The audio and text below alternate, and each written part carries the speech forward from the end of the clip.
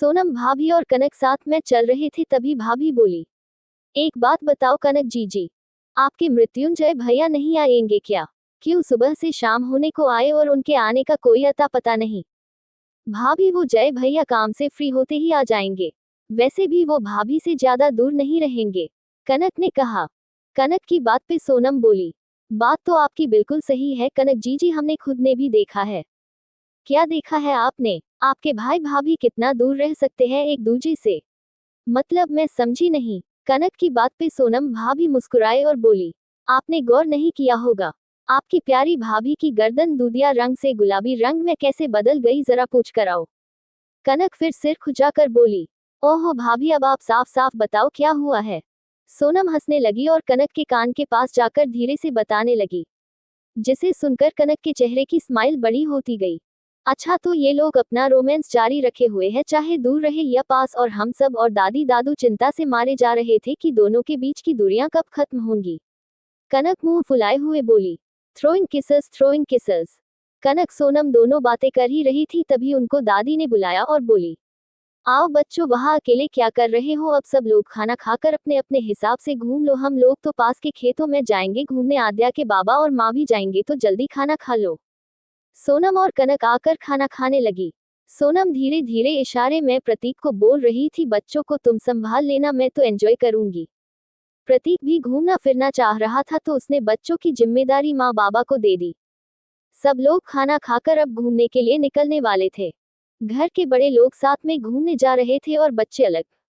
सोनम, प्रतीक, शिवाय, मुदिता, कनक, पुलकित, आद्या सब लोग साथ में निकल रहे थे घूमने के लिए। सब लोग फार्म हाउस को देख रहे थे।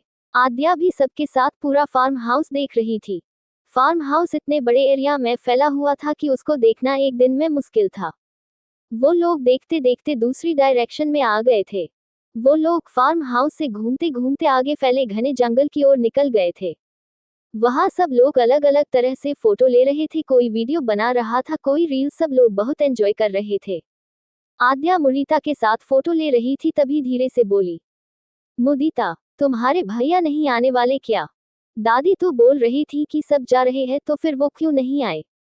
पता नहीं भाभी, दादी ने बोला तो भाभी बोल रहे थे कि हम लोगों के आने के बाद आ जाएंगे, उनकी मीटिंग्स है इसलिए।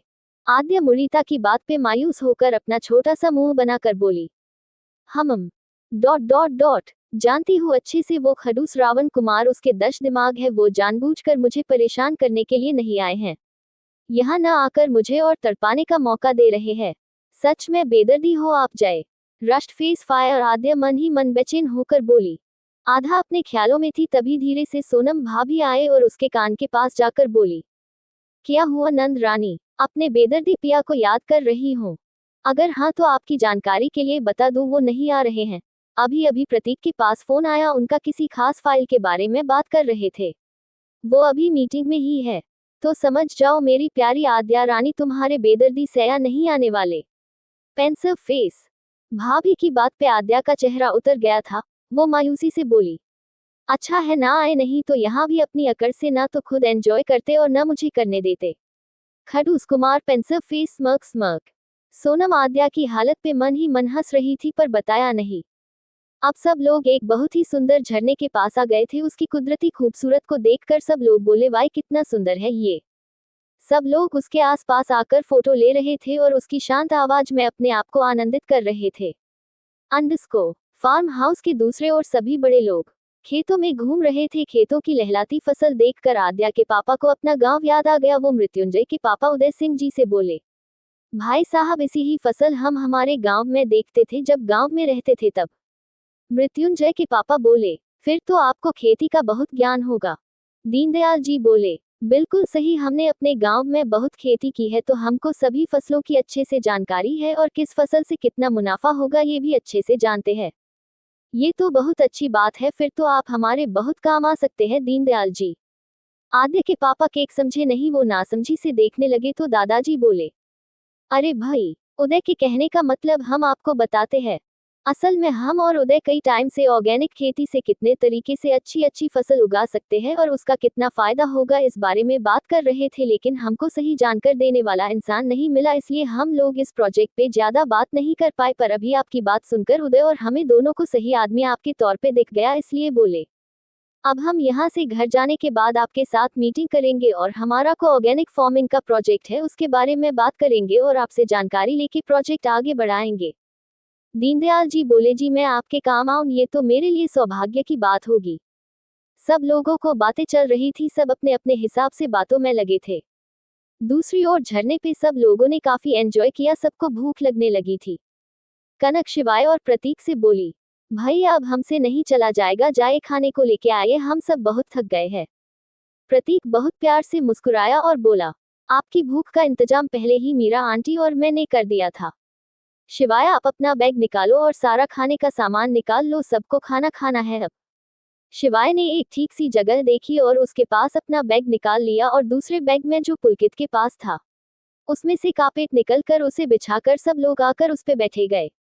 घर घर भूख सबको लगी थी चलते चलते और सुबह के खाए हुए थे, अब शाम हो गई थी तो सभी थक भी गए थे, तो सब लोग आकर खाने के लिए लेने लगे।